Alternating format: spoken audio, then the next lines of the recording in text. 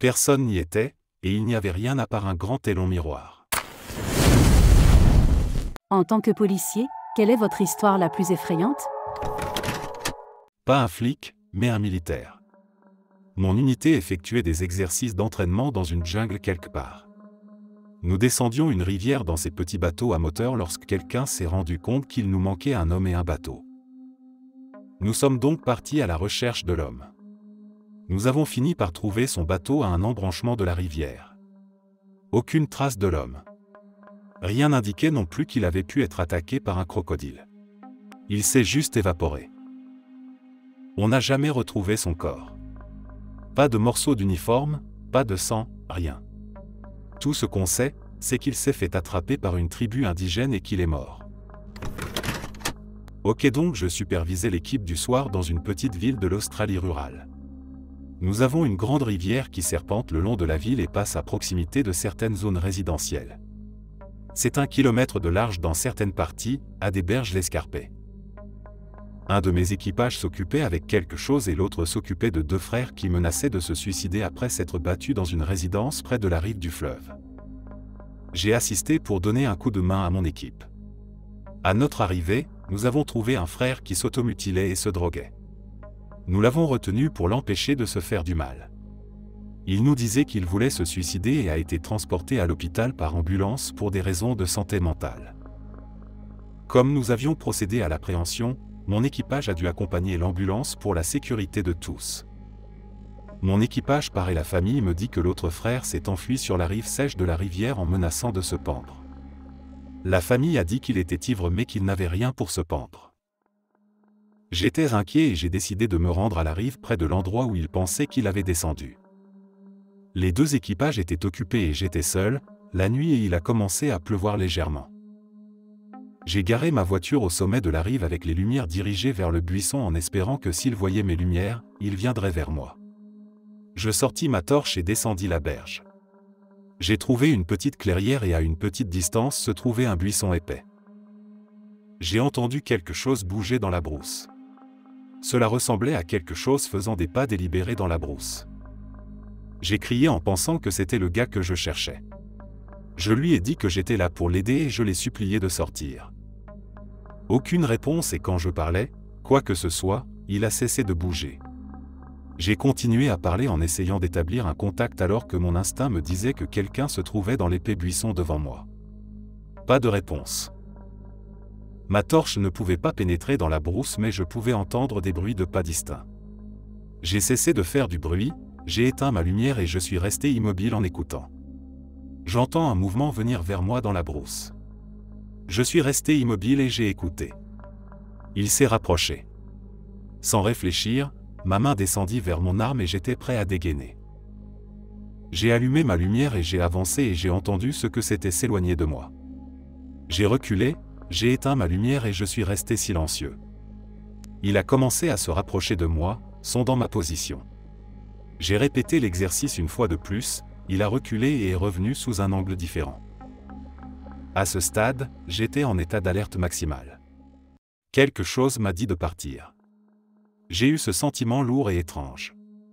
N'importe quel animal qui se trouverait là-bas se serait enfui à mon approche. D'un coup je vois une main sortir des buissons et essayer de prendre mon arme, je tire 3 fois dans sa direction en panique. J'attends d'entendre des cris ou le bruit d'un corps qui tombe par terre, mais rien. Un silence de mort s'est installé dans LQ Forêt, on entendait même plus le bruit des insectes. J'ai reculé, la main sur mon arme et je n'ai pas tourné le dos jusqu'à ce que je sois obligé de grimper sur la berge. Une fois au sommet et de retour à ma voiture, je me sentais beaucoup mieux mais je pouvais toujours entendre quelque chose bouger dans la brousse. J'y suis resté un moment en me disant que c'est sûrement mon imagination. Que ce que je venais de voir était impossible. Je suis parti et quelques heures plus tard le frère disparu a été retrouvé de l'autre côté de la ville endormi et en bonne santé. Je ne sais toujours pas ce qu'il s'est passé ce soir-là. Je voyageais avec des amis dans les îles grecques, nous étions à iOS depuis quelques semaines et nous nous sentions toujours en sécurité, vous pouviez laisser vos économies, ce qui n'était pas grand-chose en tant que routard, sur une table et elles ne seraient pas touchées pendant des jours. Quoi qu'il en soit, il y avait un concours de t-shirts mouillés et nous étions à l'avant pour discerner la qualité de la compétition et tout d'un coup, j'ai ressenti un sentiment d'effroi écrasant, presque comme si je me sentais malade. J'étais certain que quelque chose de grave allait se produire. Quoi qu'il en soit, je me suis déplacé vers l'arrière et j'ai commencé à surveiller notre matériel. Au bout de 10 minutes, quelqu'un est passé et a volé le sac de mon ami avec tout ce qu'il contenait. Je l'ai poursuivi et je l'ai récupéré. Aujourd'hui encore, la seule façon de décrire ce sentiment est de le qualifier de surnaturel. Je ne suis pas flic mais je fais de la sécurité de nuit dans un hôpital. Une nuit, nous avons reçu un appel de l'opérateur disant que quelqu'un passait des appels téléphoniques depuis une partie abandonnée de l'hôpital. Maintenant, cette partie de l'hôpital n'a absolument personne pendant le quart de nuit, donc ça n'annonçait pas des bonnes nouvelles pour moi. Je dois également mentionner que chaque fois que je fais des tours dans cette section, j'ai toujours l'impression que quelqu'un me regarde. Nous recevons l'appel afin que mon superviseur et moi nous rendions et vérifions toute la zone, vérifions toutes les portes des placards, etc. Finalement, mon superviseur ouvre ce placard isolé et voit cette étrange poupée vaudou calée dans le placard avec un téléphone à cadran de la vieille école dans le placard avec. La nuit suivante, la poupée était dans un endroit différent. Pendant un moment, dans la ville où je travaillais, nous avions affaire à un nombre étonnamment élevé de décès. Bran a été mon pire suicide et le plus effrayant. Je ne l'oublierai jamais et il s'en est assuré. Bran était un résident bizarre mais gentil. Il bavardait toujours avec moi, mais on pouvait voir qu'il souffrait de troubles psychiques. Aux alentours de Noël, ses colis sont restés trop longtemps au bureau pour être ramassés, mais je me suis dit qu'il était en vacances. Peu après le Nouvel An, ses parents ont appelé et ont demandé à me parler directement. Le directeur me tend le téléphone et ils me disent qu'ils n'ont pas pu le joindre depuis des semaines, ils vivent en dehors de l'État.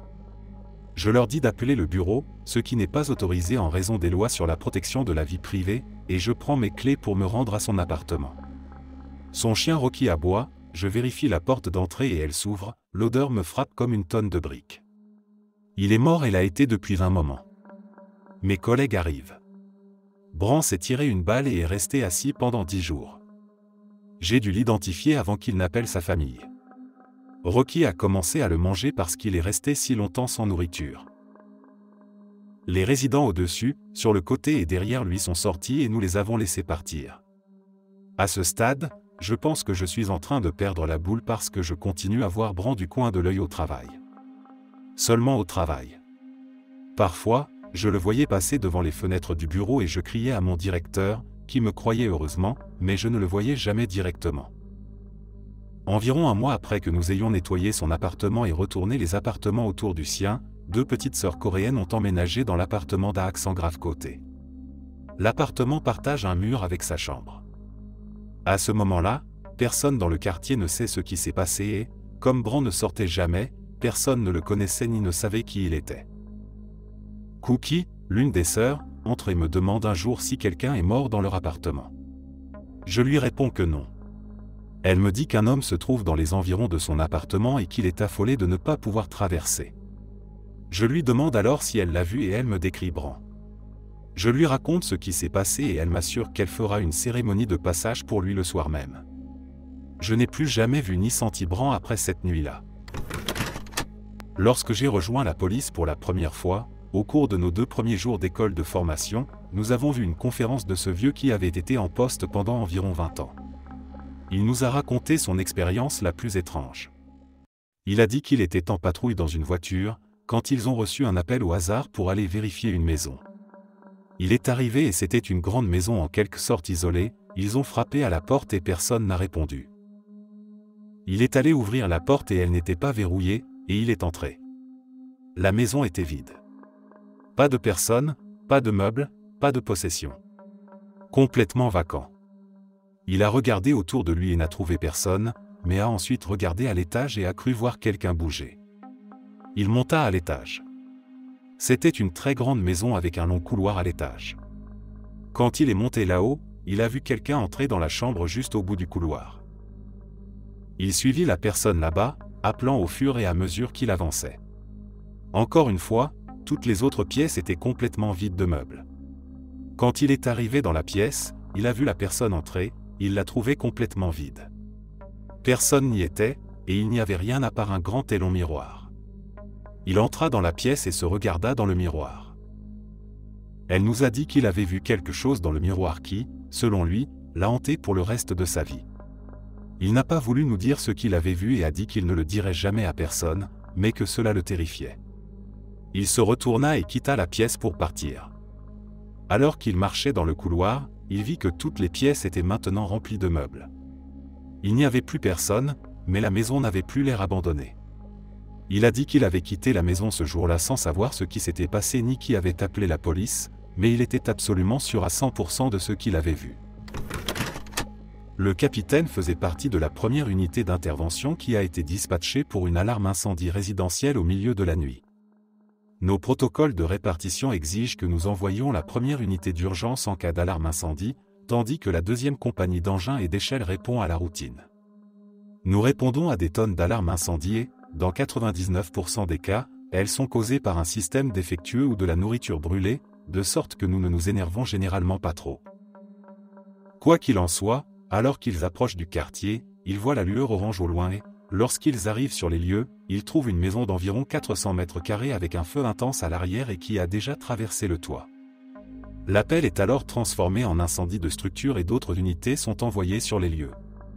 Le capitaine de la première unité est resté à l'extérieur pendant tout ce temps, il était le commandant de l'incident jusqu'à ce que le premier chef de bataillon arrive sur les lieux et prenne la relève, puis il a assumé le rôle de sécurité.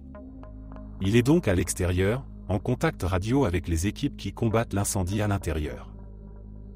Une fois le gros de l'incendie éteint et alors que les opérations se terminent, le capitaine voit de la fumée à l'intérieur d'une fenêtre du deuxième étage et demande aux équipes à l'intérieur d'aller dans la pièce du coin pour s'assurer que le feu ne s'est pas propagé à l'autre côté de la maison. Les équipes cherchent pendant quelques minutes et répondent par radio, « Il n'y a pas de chambre ici, monsieur ». Le capitaine est un peu confus, car il regarde ce qui est manifestement une fenêtre attenante à une pièce quelconque. Il transmet des instructions détaillées sur l'emplacement de la pièce aux équipages qui se trouvent à l'intérieur, et ceux-ci indiquent à nouveau qu'ils ne trouvent rien. Incrédule, le capitaine demande au commandant du lieu de l'incident l'autorisation de pénétrer à l'intérieur de la structure afin de montrer aux équipes de l'intérieur où se trouve exactement la pièce en question. Sa demande est acceptée et il entre à l'intérieur, monte l'escalier et se dirige vers le coin en question. Il n'y a pas de pièce à cet endroit. Il n'y a qu'un couloir avec un coin. Pas de porte, pas de fenêtre, pas de pièce. Sachant qu'il doit y avoir quelque chose derrière le mur, il perce la cloison sèche et rampe pour trouver une chambre d'enfant.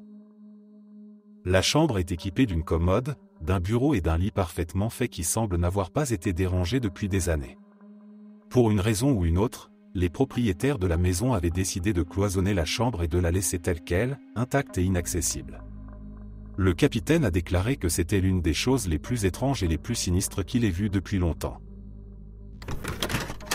J'ai été appelé dans une maison vers 3 heures du matin. Il s'agit d'une maison partagée relativement petite, avec de nombreuses chambres et des personnes qui ne se connaissent pas. L'appelant signale qu'il y a du sang partout, sur les murs, dans l'escalier, dans la cuisine, sur le pas de la porte. Il pense que l'un des habitants de l'étage est impliqué dans des affaires louches, ce qui, je suppose, signifie qu'il s'agit de drogue ou de crimes en tout genre. Nous ouvrons la porte et nous constatons qu'il y a du sang partout. Il y en a sur le sol et jusque dans les escaliers. Il y en a aussi dans la cuisine, mais il s'arrête à la porte de derrière. Il y a une flaque sur le pas de la porte d'entrée, mais elle n'est pas très grande. 2 flics montent à l'étage avant moi, je suis là à me dire que si quelqu'un a perdu autant de sang, on ne peut pas faire grand-chose pour lui de toute façon, et si le coupable est encore dans la maison, on va avoir une sacrée bagarre sur les bras. Au Royaume-Uni, les policiers ne sont pas armés. Nous allons à la porte où se trouve le type louche et nous frappons, il répond en quelque sorte « ouais ». Mes collègues disent qu'ils sont de la police et qu'ils doivent lui parler. Il se présente à la porte en pantalon de pyjama et dit qu'il dormait. Il n'est pas blessé et n'a pas de sang sur lui. Il n'y en a pas dans sa chambre. Il laisse les policiers fouiller et sa chambre est en ordre. Il m'a semblé que c'était un type normal. Nous parlons à tous les autres voisins de la maison et on fouille leur chambre, mais rien. Personne n'a entendu quoi que ce soit, d'après ce qu'ils nous ont dit en tout cas, et personne n'avait quoi que ce soit de suspect dans sa chambre. Il n'y avait pas de sang dans les chambres, seulement dans les escaliers, les couloirs, la cuisine et la porte d'entrée. Les 2 policiers demandent l'intervention d'une unité canine pour fouiller la zone. Le chien arrive, mais il ne suit pas le sang plus loin que le seuil de la porte d'entrée. Ce qui avait causé la présence de ce sang semblait être encore dans la maison, et nous n'avions aucune idée de qui était le sang. Nous avons pensé qu'il pouvait s'agir du sang d'un animal, mais à moins qu'il ne s'agisse d'un gros animal, il y avait beaucoup trop de traces, et j'espère que nous aurions trouvé un gros animal en train de saigner lors de nos recherches. Je devais rentrer mais mes collègues m'ont dit qu'ils allaient faire une recherche plus large et qu'ils reprendraient le travail, car ils n'avaient rien trouvé. Je n'en ai plus jamais entendu parler et, pour autant que je sache, aucun meurtre ni rien de ce genre n'a été signalé après cet incident, qui reste donc un mystère absolu. Je ne sais pas si je qualifierais cette expérience de paranormale, mais elle était certainement étrange et effrayante. Je ne me suis pas senti effrayé à ce moment-là, mais si j'avais été l'une des personnes vivant dans cette maison, je l'aurais certainement été. Les autres incidents auxquels j'ai assisté et qui pourraient être paranormaux sont généralement de tristes incidents de santé mentale. Nous nous retrouvons parfois chez des personnes très âgées qui voient leurs épouses décédées dans leur maison et leur parlent. Une fois, je me suis rendu à un travail où un vieil homme était présent avec son fils. Pendant que je faisais des tests sur le vieil homme, il parlait à une chaise vide à côté de lui, en disant des choses comme « Oh, c'est bon, il vérifie juste ma tension artérielle, puis ils seront partis et nous pourrons nous rendormir. » Je n'ai pas posé de questions et j'ai continué mon travail. Lorsque j'ai parlé au fils par la suite, il m'a dit que sa mère était morte quelques années auparavant et que son père n'avait jamais vraiment réussi à l'accepter. Le père prétend toujours qu'il voit sa femme à ses côtés alors qu'elle n'est pas là, et il lui parle comme si elle était là. Apparemment, il lui prépare même parfois le petit déjeuner et le thé parce qu'il pense qu'elle est réellement là. Ce genre de choses est plus triste qu'effrayant. Merci d'avoir écouté jusqu'à la fin. N'hésitez pas à vous abonner, à aimer la vidéo et à partager vos expériences en commentaire. Merci à tous et à la prochaine vidéo.